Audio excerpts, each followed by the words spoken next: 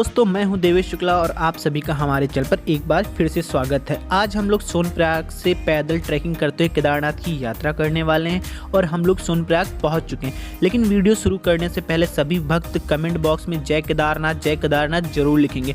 और जिन भक्तों ने अभी तक हमारे चैनल को सब्सक्राइब नहीं किया, हमारे चैनल को सब्सक्राइब कर ले, बेल आइकन को प्रेस कर दें, क्योंकि हमारे चैनल पर यात्रा से जुड़े हुए ऐसे ही इन्फॉर्मेटिव वीडियो बराबर अपलोड होते रहते हैं। तो हम लोग आ चुके हैं सोनप्रयाग। कल रात में हम लोग यहीं से वापस गए थे।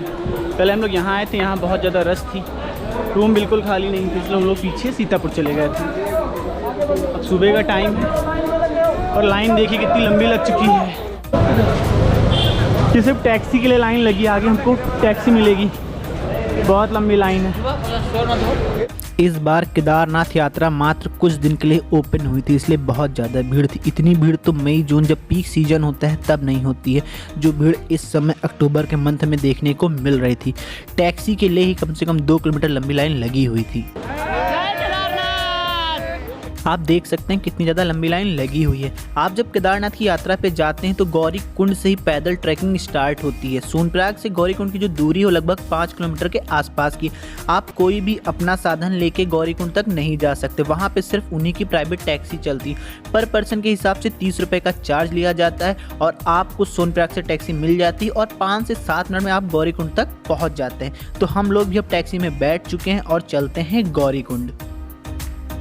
गौरी कुंड से पहले भी काफ़ी लंबा जाम लगा हुआ है, इसलिए टैक्सी वाले ने हम लोग को पहले उतार दिया। 500 से 700 मीटर पहले हम उतर लिए। अब यहाँ से पैदल हम लोग गौरी कुंड चलेंगे और वहीं से अपनी यात्रा शुरू करेंगे।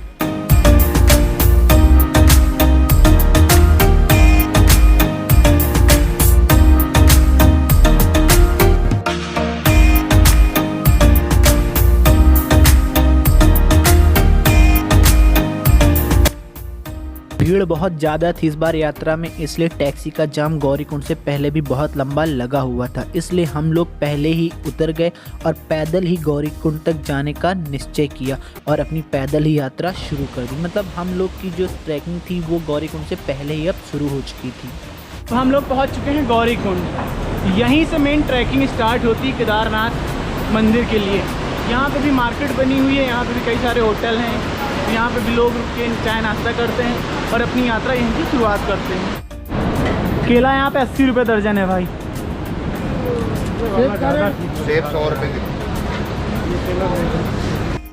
कौन सी सब्जी है ये 20 के 3 है, ये 60 रुपये। ये कौन सी सब्जी है? 60 रुपये दर्जन बता रहा है। ये कौन सी सब्जी है? ये मीठा करेला है यहाँ को लोग। ये मीठा कितने के दे रहे भैया ग्लव्स से?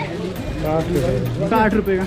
पहन के देखिए आप अपने आप। तो अगर आप नीचे से ग्लव्स वगैरह लेके नहीं आते तो 60-70 में आपको ग्लव्स भी मिल जाएगा। टोपी भी मिल जाती है। टोपी कितने की दे रहे भैया ये? टोपी भी 60 रुपये। जितनी ऊंचाई पर रेट ठीक है भाई, पर 60 रुपये की टोपी 60 रुपये का ग्लव्स क्या लेंगे इतने ऊपर आके।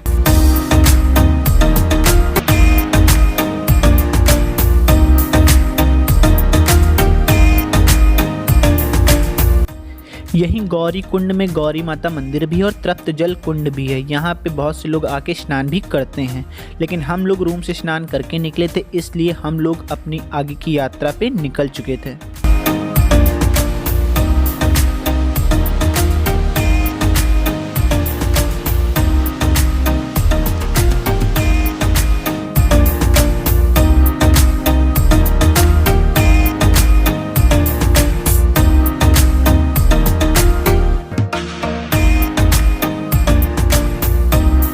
करीब 1.5 से 2 घंटे हम लोग पैदल चल चुके हैं और 2 से 2.5 किलोमीटर ऊपर आ चुके हैं।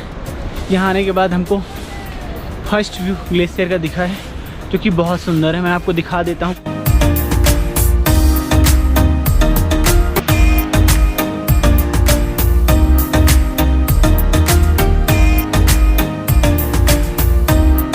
ये है भैरव बाबा मंदिर। गौरी कुंड से करीब 1.5 किलोमीटर की ट्रैकिंग करने के बाद पड़ता है। कुछ भक्त यहाँ पे भी रुक के दर्शन करते हैं। ये केदारनाथ पैदल मार्ग का सबसे पहला पड़ाव है। दादी हो गए दर्शन? जय केदारनाथ। पैदल यात्रा में आपको बहुत से बुजुर्ग भी ट्रैकिंग करते हुए मिल जाएंगे। अभी हम पहुंच चुके हैं जंगल चट्टी पे। ये गौरी कुंड से 4 किलोमीटर की दूरी पे है। यहाँ पे भी थोड़े से होटल बने हुए हैं और यहाँ पे थोड़ा सा रेस्ट करने के लिए चेयर वगैरह भी पड़ी हुई हैं। तो जितने भी यात्री यहाँ आते थक जाते हैं तो यहाँ पे थोड़ा सा आराम करते हैं। अगर किसी को नाश्ता करना है, किसी को चाय पीनी है, कोल्ड ड्रिंक पीना है, तो लोग यहाँ पे रुक के थोड़ा सा नाश्ता पानी भी कर लेते हैं।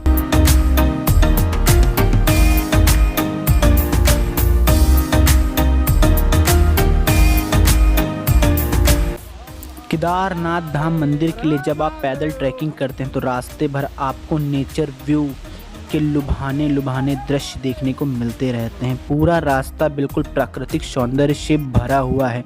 बहुत से लोग अपनी यात्रा हेलीकॉप्टर से करते हैं, लेकिन उनको ये सारा नेचर व्यू देखने को बिल्कुल भी नहीं मिलता है। तो इसलिए अगर आप पैदल ट्रैकिंग कर सकते हैं केदारनाथ यात्रा की 16 किलोमीटर की, तो आप पैदल ही अपनी यात्रा करें, क्योंकि जो मज़ा आपको रास्ते में आने वाला है वो आप हेलीकॉप्टर से बिल्कुल भी नहीं उठा सकते हैं। केदारनाथ यात्रा पे जब आप पैदल ट्रैकिंग करते हैं तो जगह जगह ऐसे टॉयलेट की भी सुविधा उपलब्ध है।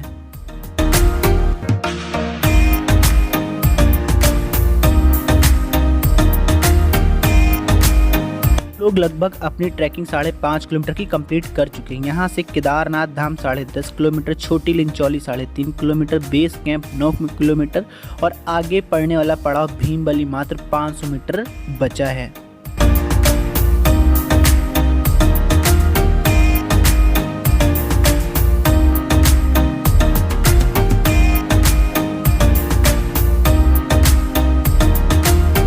अब हम लोग पहुंच चुके हैं भीमबली। ये है भीमबली। यहाँ पे भी खाने पीने की सारी सुविधाएं हैं और यहाँ से भी आपको घोड़े, खच्चर, पालकी मिल जाते हैं। और अगर आप गौरीकुंड से घोड़े खच्चर से केदारनाथ धाम तक जाना चाहते हैं तो गौरीकुंड से भी घोड़े खच्चर मिल जाते हैं, जिसका चार्ज 2350 रुपये लिया जाता है। लेकिन इस बार भीड़ बहुत ज़्यादा थी, 6000, 7000, 8000 ऐसे घोड़े वाले मांग रहे थे।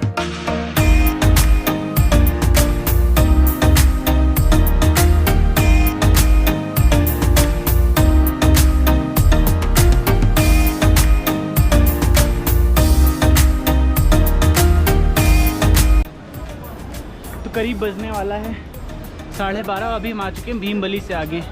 अब हमको आगे पड़ेगा रामबाड़ा। रामबाड़ा पहुंचने के लिए 2 रास्ते हैं। एक तो रास्ता जिससे हम जा रहे हैं, एक दूसरा रास्ता है, हम आपको दिखाते हैं। ये दूसरा रास्ता है। इस रास्ते से चढ़ाई थोड़ी सी ज़्यादा देख सकते हैं आप। ऊपर जाके बहुत चढ़ाई, इसलिए हम इस रास्ते से जा रहे हैं। इस रास्ते से जाएंगे तो आगे जाके पुल क्रॉस करेंगे। पुल क्रॉस करने के बाद एकदम से चढ़ाई पड़ेगी, लेकिन थोड़ी सी पड़ेगी, तो थोड़ा सा रास्ता हम लोग का बच जाएगा। जय बोले की जय बोले, जय बोले, जय बोले, जय बोले, हर हर महादेव।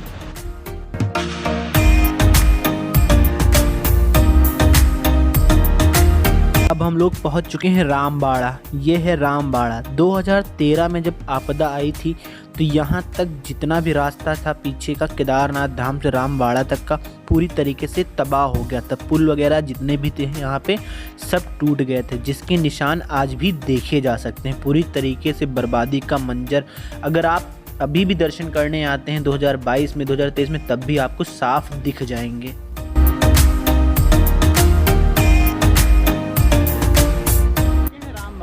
जब 2013 में आपदा आई थी यहाँ पे तो रामबाड़ा पूरी तरीके से तबाह हो चुका था। आप अभी भी देख सकते हैं, साफ साफ निशान देखिए जा सकते हैं। सब कुछ तबाह है अभी भी। पुल वगैरह टूटे पड़े हुए हैं। अभी जो पुल है वो भी हिल रहा है। तो पूरी तरीके से रामबाड़ा तबाह हो गया था उस समय।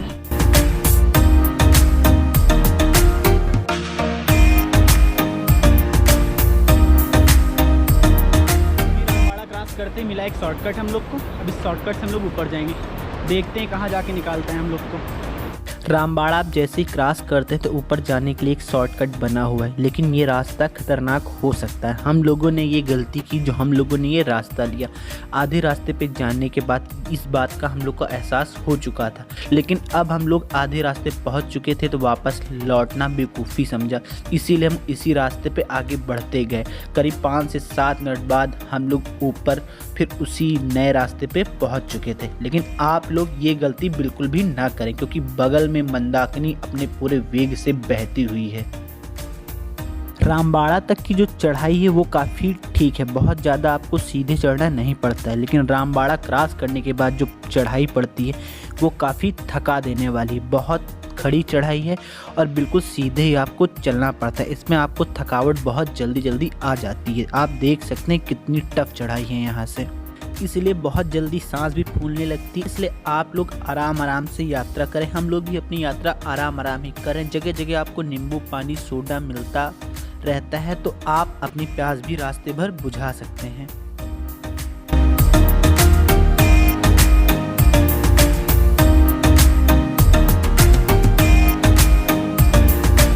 तो अभी हम आ चुके हैं रामबाड़ा से लगभग 2 किलोमीटर ऊपर। बहुत तेज़ की लगी भूख, तो अभी हमने किया है मैगी ऑर्डर। मैगी आ जाएगी, खा लेंगे, तब आगे की चढ़ाई करेंगे। रामबाड़ा तक तो जो चढ़ाई है काफ़ी आसान है, लेकिन रामबाड़ा के बाद की जो चढ़ाई है भाई बिल्कुल सीधी चढ़ाई है, तो काफ़ी थका देने वाली है। तो 2 किलोमीटर में बुरा हाल हो चुका है। जितना परेशान नीचे नहीं हुए थे हम लोग, उतना परेशान तो रामबाड़ा के बाद अभी सिर्फ 2 किलोमीटर में हो गए हैं। तो पहले मैगी खाएंगे, तब आगे की यात्रा कंटिन्यू करेंगे। रास्ते भर आपको ऐसे बोर्ड भी देखने को मिल जाएंगे जिससे आपको पता चलता रहेगा अभी केदारनाथ मंदिर कितनी दूर है और बेस कैंप कितनी दूर है। इससे आपको डिस्टेंस का आइडिया लगता रहता है। अभी करीब 10 किलोमीटर की ट्रैकिंग हम लोग कर चुके हैं और 6 किलोमीटर की अभी भी बाकी है, लेकिन समझ नहीं आ रहा है कि हमने 10 किलोमीटर की ट्रैकिंग की। चलते जा रहे हैं, ट्रैक ही नहीं ख़त्म हो रहा है। तो अभी भी टोटल 6 किलोमीटर की हम लोग को ट्रैकिंग करनी पड़ेगी। सुबह हम लोग करीब 8 या 9 बजे निकले थे, ट्रैकिंग करना स्टार्ट किया था, और लगभग अब बज रहे हैं 4 बजने को है, और सिर्फ 10 किलोमीटर ही हम लोग ट्रैकिंग कंप्लीट कर पाए हैं। तो अगर ऐसे ही चलते रहे तो 6 साढ़े 6 तक हम लोग अपनी ट्रैकिंग कंप्लीट कर लेंगे।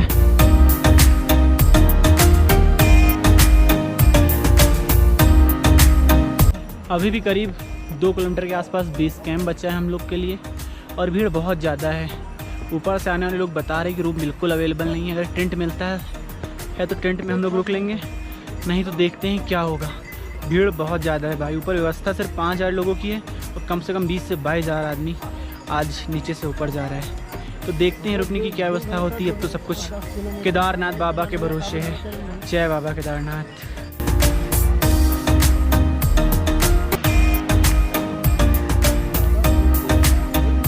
भाई मौसम बहुत ज़्यादा ख़राब हो चुका है यहाँ का। अब ये देखिए, अगर बरसात हो गई ना तो समझ लीजिए बहुत ज़्यादा दिक्कतें आने वाली हैं हम लोग के लिए। रेनकोट एक लोग के पास है, 2 लोग के पास रेनकोट नहीं है, टेंट तक पहुँचे नहीं हैं। देखते हैं क्या होता है। अभी भी हम लोग बेस कैंप से 1 किलोमीटर दूर थे और यहाँ पे मौसम भी बहुत ज़्यादा ख़राब हो चुका था, और ऊपर से आने वाले यात्री यही बता रहे थे ऊपर रूम बिल्कुल अवेलेबल नहीं है। इसलिए हम लोगों ने यहीं पे एक टेंट लेने की योजना बनाई। कई टेंट वालों से बात करने के बाद लास्ट में हमको एक टेंट मिल गया, जिसमें हम लोगों ने नाइट स्टे किया।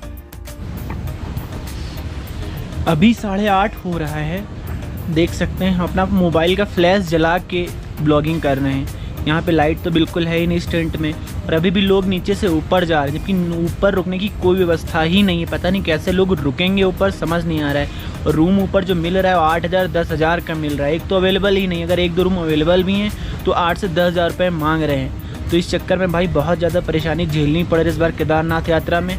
कैसे हम लोग की केदारनाथ यात्रा कंप्लीट होगी कुछ भी समझ नहीं आ रहा है। हम लोग सुबह 6 बजे तैयार हो गए थे, गौरीकुंड के लिए निकल लिए थे, लेकिन सोनप्रयाग से गौरीकुंड के लिए जो टैक्सी मिलती है उसके लिए लंबी लाइन थी। करीब 2 से ढाई घंटे में उस लाइन के बाद हम लोग को टैक्सी मिली। 9 बजे के आसपास हम लोगों ने ट्रैकिंग की शुरुआत की, और यहाँ तक आते आते 7 बज गया। रास्ते में बहुत ज़्यादा जाम था, कहीं कहीं पे तो बहुत तगड़ा लैंडस्लाइड भी हो रखा, क्योंकि 2 दिन पहले बरसात भी काफ़ी हुई थी। अब यहाँ पहुँचने के बाद भी रूम की काफ़ी दिक्कत है। इस चक्कर में हम लोगों ने यहीं पे स्टे कर लिया है भाई। अब सुबह होगा तो आगे चल के दर्शन कर लेंगे। दर्शन करने के बाद जैसा आगे का प्लान बनता है वैसा करेंगे। तो आज की वीडियो में बस इतना ही। कल आगे का वीडियो हम यहीं से अपना स्टार्ट करेंगे। यहाँ से आगे चलेंगे, केदारनाथ के दर्शन करेंगे, वापस सोनप्रयाग चलेंगे। तो अगर अभी तक आपने हमारे चैनल को सब्सक्राइब नहीं किया तो भाई चैनल को सब्सक्राइब कर दे, बेल आइकन को प्रेस कर देंगे। हमारे चैनल पर यात्रा से जुड़े हुए ऐसे ही इन्फॉर्मेटिव वीडियो बराबर अपलोड होते रहते हैं। जय Kedarnath. Subscribe now and press the bell icon.